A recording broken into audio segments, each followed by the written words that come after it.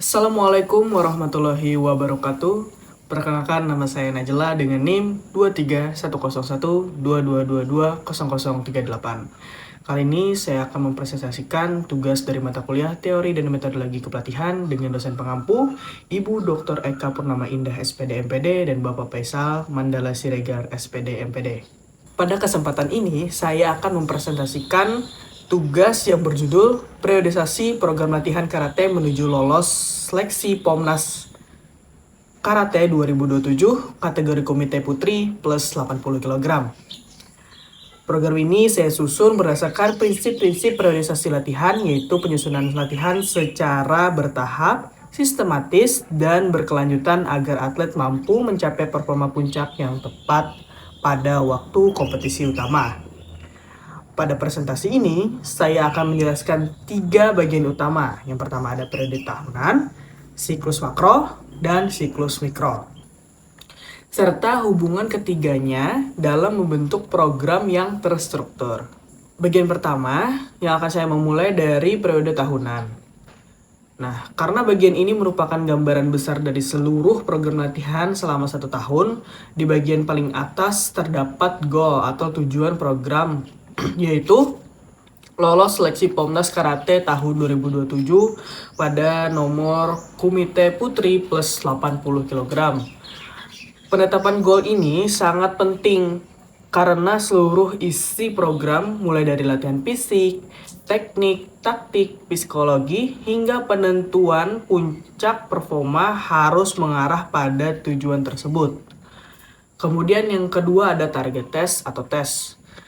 Selanjutnya terdapat target test yang berfungsi sebagai indikator keberhasilan latihan. Saya menetapkan beberapa komponen tes, yaitu ada bib test dengan level target 13-14 untuk mengukur kapasitas aerobik atlet. Yang kedua ada push up 1 menit minimal 60 kali untuk menilai kekuatan dan daya tahan otot lengan.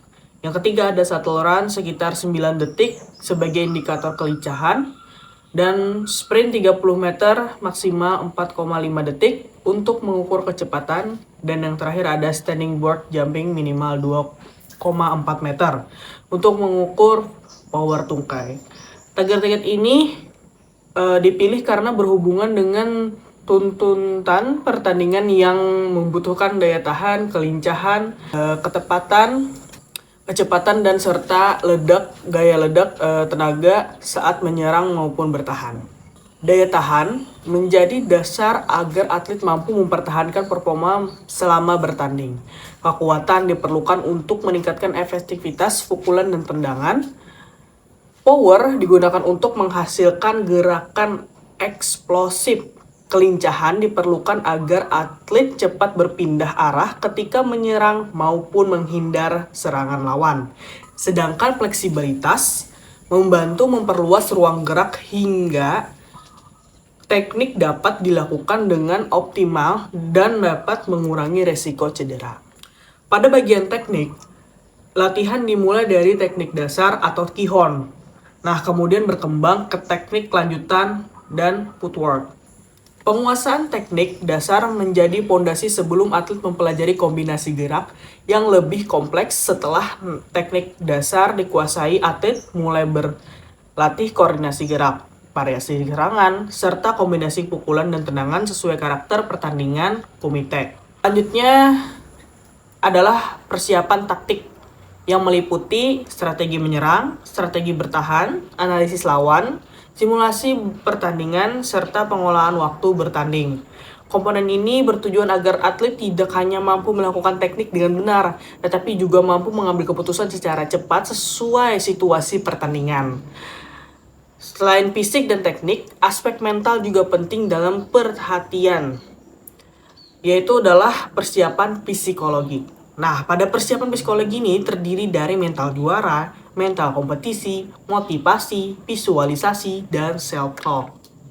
Mental merupakan faktor penting dalam karate karena atlet sering menghadapi tekanan ketika bertanding. Kemudian melalui latihan psikologi diharapkan atlet mampu menjaga fokus, meningkatkan rasa percaya diri, serta mengendalikan emosi selama pertandingan berlangsung. Oke, kita turun ke bawah. Pada kalender kompetensi, ditetapkan bahwa seleksi Pomnas 2027 di Kalimantan Selatan merupakan kompetensi utama. Nah, karena hanya ada satu target, maka seluruh latihan diarahkan agar performa atlet mencapai puncak pada waktu tersebut. Kita masuk ke training fase. Nah, pada program tahunan kemudian dibagi menjadi 3 fase besar. Yang pertama ada fase persiapan, kemudian fase persiapan umum, dan persiapan khusus. Pada persiapan umum, fokus latihan adalah membangun kondisi fisik, teknik dasar, dan kebiasaan latihan. Kemudian masuk ke persiapan khusus, latihan mulai mengarah pada kebutuhan pertandingan karate dengan intensitas yang lebih tinggi. Masuk ke fase kedua, yaitu adalah fase kompetisi. Nah, di mana fase ini terdiri dari pra-kompetisi dan pra-utama. Pada tahap ini, volume latihan mulai diturunkan, sedangkan intensitas ditinggikan agar atlet mencapai performa maksimal saat bertanding. Masuk fase terakhir adalah fase transisi, yang mana terdiri dari transisi aktif dan pasif. Pada tujuan fase ini adalah memberikan kesempatan kepada tubuh dan mental atlet untuk melakukan pemulihan sebelum memasuki musim latihan berikutnya. Selanjutnya, saya akan menjelaskan mengenai siklus makro. Nah, siklus makro ini merupakan pembagian latihan dalam beberapa minggu yang memiliki tujuan tertentu. Pada file ini, saya menyusun makro 1 yang berada pada fase persiapan umum. Tujuan utama makro ini adalah membangun fondasi kemampuan atlet sebelum memasuki latihan dengan intensitas yang lebih tinggi. Tujuan latihan pada makro 1 meliputi adaptasi anatomi, adaptasi aerobik, fleksibilitas umum, koordinasi gerak, penguasaan kihon dasar, dan taktik dasar kumite. Mengapa dimulai dari adaptasi anatomi? Karena sebelum menerima latihan berat, tubuh atlet harus dipersiapkan terlebih dahulu agar otot, tendon, ligamen, dan sendi mampu beradaptasi terhadap beban latihan. Untuk mencapai tujuan tersebut, digunakan beberapa bentuk latihan. Bisa dilihat pada lembar makro yang saya buat. Pada sebelah kanan dijelaskan komponen latihan yang sudah saya masukkan. Kemudian ada siklus makro dan siklus mikronya. Kemudian di sebelah kirinya lebih jelas lagi tujuan latihan, bentuk latihan, dan volume intensitas.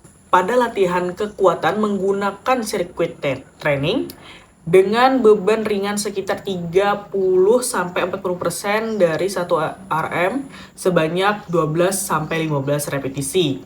Latihan daya tahan menggunakan continuous running selama 30-45 menit untuk meningkatkan kapasitas aerobik, sedangkan latihan teknik difokuskan pada pengulangan kihon dasar seperti suki, geri, dan uke, serta latihan pola langkah dasar kumite. Pada mikro berikutnya, latihan mulai mengalami peningkatan. Hal ini menunjukkan adanya prinsip progressive overload, yaitu peningkatan beban latihan secara bertahap agar kemampuan atlet harus berkembang tanpa meningkatkan risiko cedera. Dari sisi periodisasi, volume latihan pada tahap awal dibuat tinggi, yaitu sekitar 90%, sedangkan intensitas masih rendah sekitar 30-40%.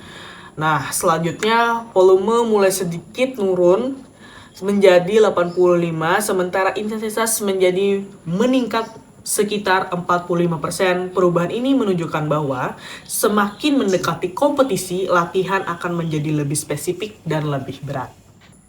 Kita masuk ke lembar terakhir, yaitu adalah bagian siklus mikro, yaitu program latihan harian selama 1 minggu. Nah, bisa kalian lihat pada lembar ini saya membuat 2. Yang pertama, fase yang saya ambil adalah fase persiapan dengan subfase persiapan umum pada mikro 1.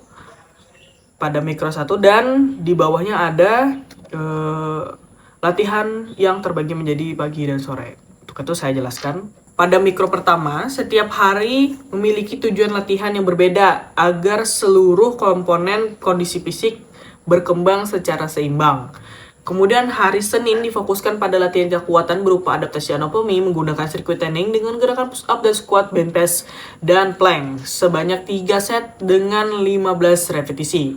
Tujuannya adalah memperkuat otot dan mempersiapkan tubuh menghadapi beban latihan pada minggu-minggu berikutnya. Hari Selasa diisi daya tahan aerobik melalui continuous running selama 35-45 menit pada intensitas ringan hingga sedang. Latihan ini bertujuan meningkatkan kemampuan jantung dan paru dalam menyuplai oksigen selama aktivitas.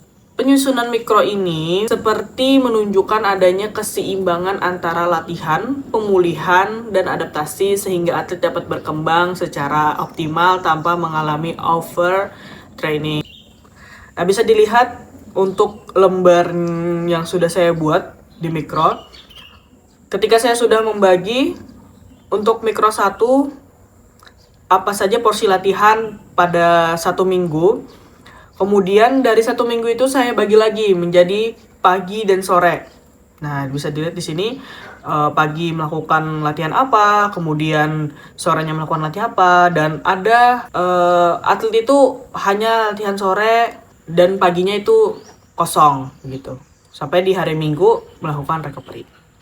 Berdasarkan program yang telah saya susun, dapat disimpulkan bahwa periodisasi latihan ini telah mengikuti prinsip-prinsip latihan. Program ini dimulai dengan pembentukan fondasi fisik, teknik, taktik, dan psikologi. Pada fase persiapan, selanjutnya beban latihan meningkat secara bertahap pada siklus makro dan diterapkan dalam program harian melalui siklus mikro. Dengan demikian, diharapkan atlet mampu mencapai performa terbaik tepat pada seleksi Pomnas Karate 2027. Dengan demikian, yang dapat saya sampaikan mengenai periodisasi program latihan karate menuju lolos seleksi Pomnas Karate kategori Kumite Putri plus 80 kg. Saya berharap program yang telah saya susun dapat menggambarkan penerapan konsep periodisasi latihan secara sistematis, terencana, dan sesuai dengan kebutuhan cabang olahraga karate.